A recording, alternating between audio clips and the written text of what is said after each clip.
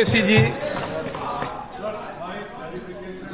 is number one point that in clause A11 it says as amended from time to time. Sir, I seek protection from you, sir.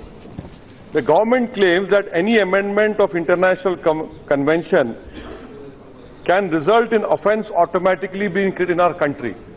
What about Parliament, sir? We pass a bill, we decide what would be the sentence. How can the government outsource the function of Parliament through clause A11? I want the minister to answer, sir, and you please should look at it. Second clarification. Section 35-36.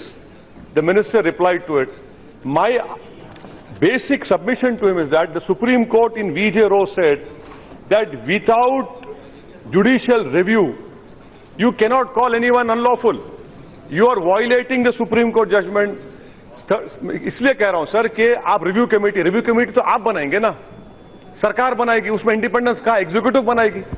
तो ये दो, और तीसरा सवाल sir, sir clarification है, हमने इस मुल्क में international convention of civil and political rights को साइन किया, रेटिफाई किया, और वो कहता है कि बेल के प्रोविजन के बारे में, फेयर ट्रायल के बारे में, आप बताइए क्या ये वायलेशन नहीं है सिक्योरिटी काउंसिल के रेजोल्यूशन 1373 का, 1535 का? ये तो और अगर आप स्टेट ऑटोनॉमी में इंटरफेरेंस हो तो खत्म करिए उसको। आप तो फेडरलिज्म को बचाना आपका काम है। माननीय सदस्य,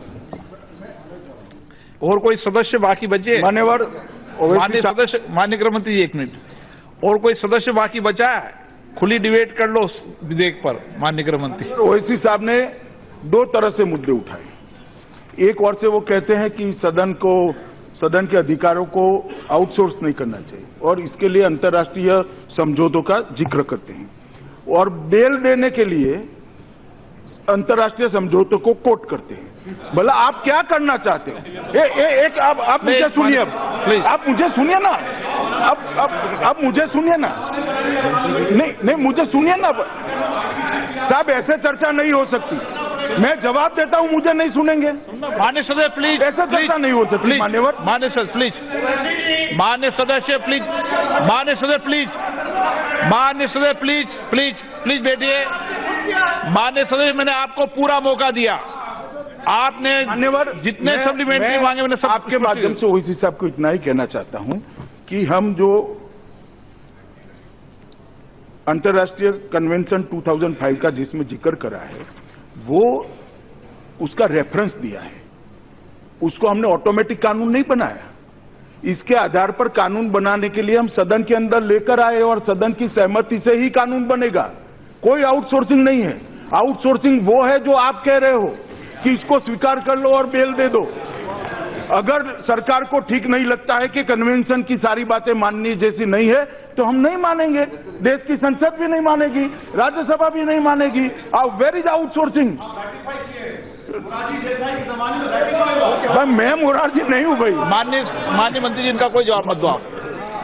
मान्यवर, मैं इतना ही कहना चाहता हूं कि संसद का कोई आउटसोर्सिंग नहीं हुआ है। मैं सरकार के निहित अधिकारों का उपयोग कर ये बिल को सदन के सामने लेकर आया हूं, और सदन की अनुमति चाहता हूं। अनुमति मिलने के बाद ही ये कानून में परिणत होगा। प्रश्न ये कि विधेयक पर विचार किया